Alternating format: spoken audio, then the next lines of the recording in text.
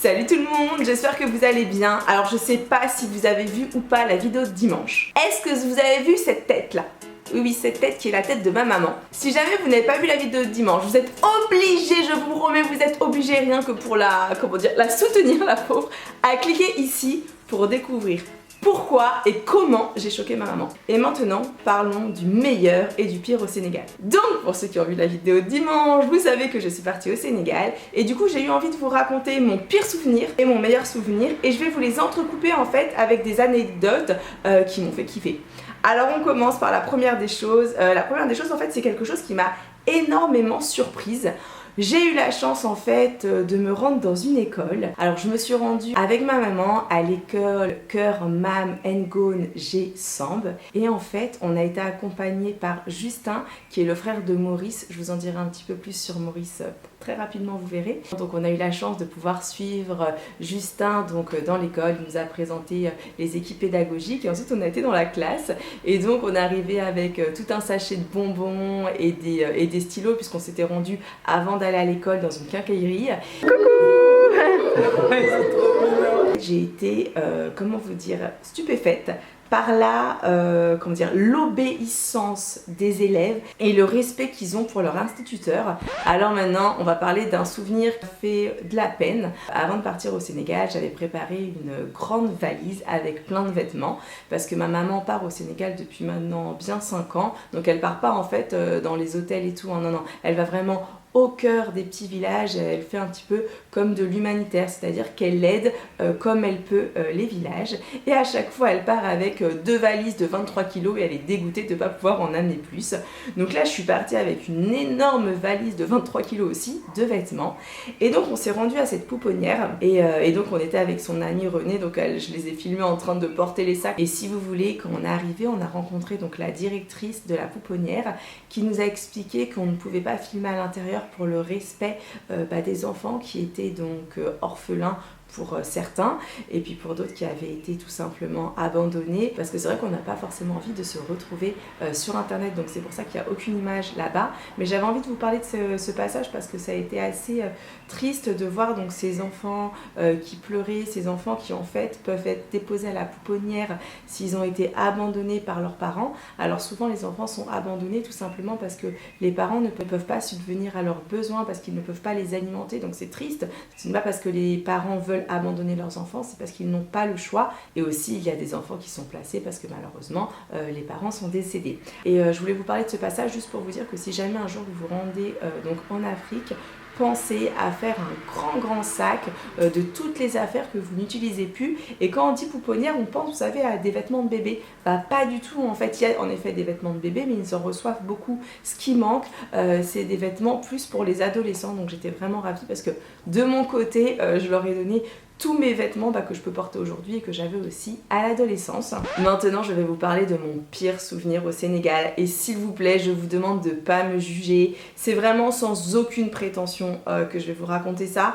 Mais c'est juste quelque chose qui m'a mis mal à l'aise, où je me suis sentie, comment vous dire, limite en danger en fait. Alors pour tout vous expliquer, moi de mon côté j'étais pas dans un hôtel de luxe ou un club, pas du tout.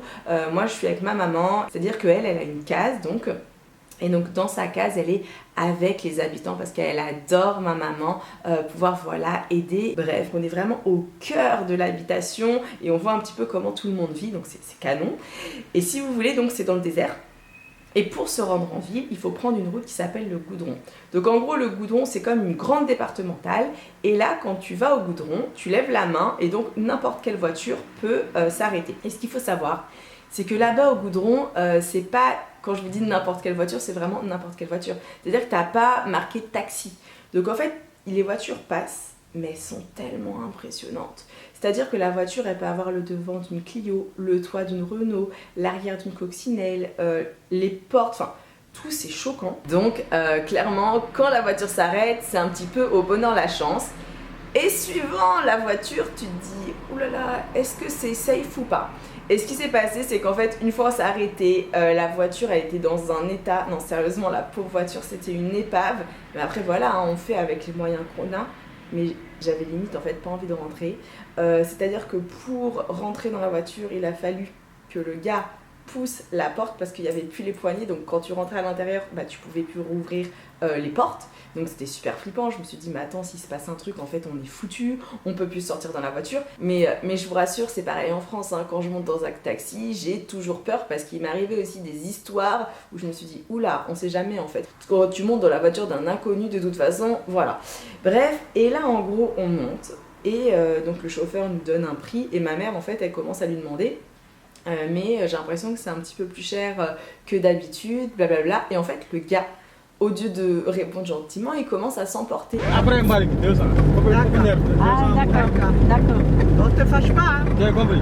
Bon, finalement, ça va, ça s'est bien passé. Et autre chose, c'est une insécurité qui est différente, c'est qu'en fait, au niveau de l'hygiène, il y avait des voitures où à l'intérieur, il y avait de la moquette. C'est-à-dire qu'en fait, tu t'asseyais sur de la moquette, mais imaginez le nombre de personnes qui étaient passées dans la voiture. Et du coup, bah, j'étais grave mal en fait, je me disais mais mon Dieu quoi. Vous me direz dans les commentaires si pour vous c'est quelque chose qui vous fait pas peur et ce que vous en pensez. Encore une fois, c'est pas du tout une question de prétention ou de... En fait, c'est plus une question de, je pense, d'éducation. C'est que ma mère m'a toujours dit fais attention où tu montes. Et là, pour le coup, de pas savoir que ce soit pas géré, qu'il n'y a pas de plaque, qu'il n'y a rien, tu te dis waouh, je monte, mais je sais pas où je vais arriver. Alors qu'en fait, peut-être que c'est débile parce que eux ils sont habitués en fait à ça. Mais comme moi je suis pas habituée, ben voilà, ça m'a fait flipper. Alors maintenant, je vais vous parler d'un lieu sacré que j'ai découvert grâce à un guide qui est super sympa qui s'appelle Ibrahima. En gros, c'est un baobab. Le baobab, il a 18 siècles, c'est un truc de fou, il est trop beau. Donc en gros, j'ai eu la chance de pouvoir rentrer dans le baobab. Et là, à l'intérieur, c'est, comment vous dire, c'est vraiment apaisant en fait. On se sent, déjà il fait pas chaud à l'intérieur, la sensation elle est assez un petit peu stone. La seule chose que j'ai vraiment retenue parce que ça m'a marqué, ça m'a choqué, c'est que le baobab serait une réincarnation des éléphants. Parce qu'en fait le baobab c'est un lieu donc, qui est sacré parce qu'en fait à l'époque c'est les rois il me semble qui étaient, ou les rois ou les empereurs qui étaient enterrés donc à l'intérieur. En fait ça je l'ai pas retenu parce que j'étais tellement choquée par le reste. Il expliquait que le baobab on pouvait penser que c'était la réincarnation d'un éléphant et c'est impressionnant parce que quand on regarde le baobab de plus près, et ben c'est vrai que la texture ça fait comme la peau d'un éléphant. Il y a des parties où on a l'impression que c'est la trompe ou que c'est les pattes de l'éléphant. Et c'était assez choquant en fait. Du coup, bah, c'est une visite qui m'a beaucoup plu et je remercie vraiment Ibrahima de m'avoir amené dans ce baobab parce que c'est vraiment mais inoubliable. Alors ensuite, je vais vous parler on va dire d'une déception. Alors ceux qui me suivent sur Snapchat et Mi-Off, si vous ne me suivez pas encore, je vous mets le lien dans la barre d'infos, j'ai visité le lac Rose. Alors le lac Rose, c'était vraiment mon objectif quand j'allais au Sénégal, c'était vraiment je voulais voir ce lac rose, il avait l'air mais fabuleux. Et en fait je suis arrivée au lac Rose, il n'était pas rose. Alors ceux qui me suivent sur Instagram, c'est vrai que j'ai mis une photo où le lac était rose. C'est merci Photoshop parce qu'en fait le lac il était comme ça. Alors comme vous pouvez le voir, le lac en fait il était plutôt limite arc-en-ciel mais vraiment bleu. Il y a un guide qui m'a expliqué que le lac devenait très rose. C'était suivant la marée, suivant le vent et que c'était dû aux micro-organismes. Donc je suis tombée un mauvais jour mais c'est pas grave, ça me fait penser quand je suis partie en Laponie et que j'ai attendu, vous savez, l'aurore boréale qui n'a jamais arrivé. Et pour finir, parce qu'on dit toujours le meilleur pour la fin, je vais vous parler de mon plus beau souvenir, celui que vraiment j'oublierai jamais et que carrément j'ai envie de revivre.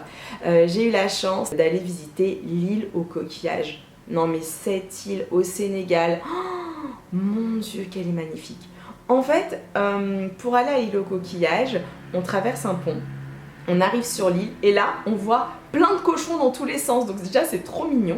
Et l'île n'est faite que de coquillages, c'est-à-dire que même les maisons sont faites en coquillages. C'est-à-dire que si vous vous approchez et que vous regardez bien, vous voyez donc des coquillages qui construisent la maison. Ce que j'ai adoré sur cette île, c'est vraiment l'esprit de communauté. Sur l'île, il y a plein de religions.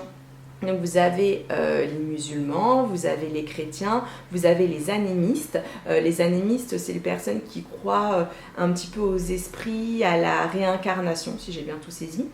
Et en fait, ils vivent tous en communauté. Il n'y a aucune guerre. C'est-à-dire qu'à un moment, on a vu donc la mosquée. et elle était collée à l'église et il n'y a aucun souci.